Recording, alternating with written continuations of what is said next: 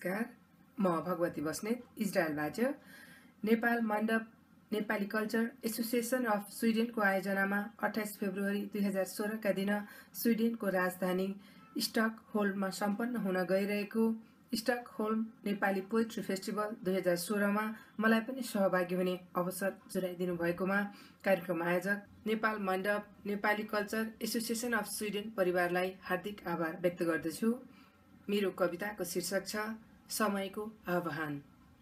मातृभूमिको अपार मायालाई मनभरि बोकेर, मातृभूमिको अपार मायालाई मनभरि बोकेर यो क्षितिज पारीको बिरानो गाउँको एकान्तमा सङ्कलित धैर्यहरूको सहायताले आस्थाको थुङ्गो लर्काउँदै आफ्नो प्राकृतिक छटाको अदृश्य मोहनीमा बेरिएर जीवनका भग्नावेशहरूमा म मेरो स्वाभिमानलाई अङ्कमाल गरिरहेछु।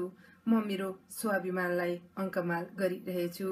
बाध्यता र व्यवस्थाको आरोही छालहरूले बाध्यता र व्यवस्थाको आरोही अवरोही छालहरूसँगै कहिले डुबुल्की मार्दै त कहिले तैरिँदै फक्रने कोसिसमा रहेका अधकल्चा अङ्कुरणहरूसँगै बाँच्नु र बचाउनको अभिष्टमा निरन्तर चक्रहरूको लागि सगरमाथाको शिरदेखि नृत्य सागरको किनारसम्म दुःख सुखका परिवर्तित भोगाईहरू सायद जिन्दगीको आभास।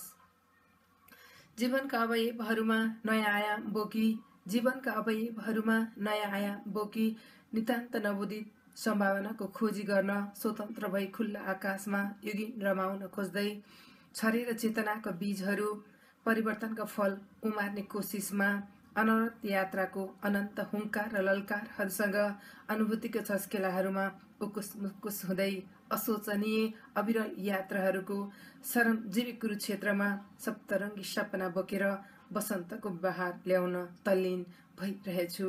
हो, वसन्त बहार ल्याउन तल्लीन भइरहेछु। भत्ताभुङ्ग जिन्दगीको उराठिलो पाखाभरि भत्ताभुङ्ग जिन्दगीको उराठिलो पाखाभरि फक्रेका सयपत्रीका सपनाहरू हुर्काउन रेगिस्तानका मरुभूमिमा श्रमका पसिनासँगै स्वाभिमान रोपेर अन्तरकुन्तरका कुइनेटाहरूको घुम्ती र दोबाटोहरूमा घुम्ती र दोबाटाहरूमा जीवनका तिक्तता र रिक्तताहरूसँग पैठेजोरी खेल्दै म सिसिफस युद्धरत छु। जीवनका तिक्तता र रिक्तताहरूसँग पैठेजोरी खेल्दै म सिसिफस युद्धरत छु।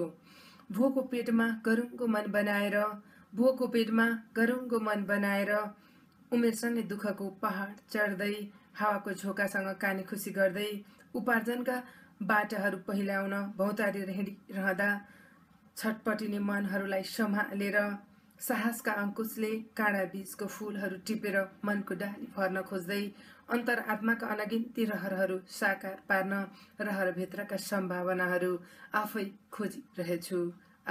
खोजिरहेछु।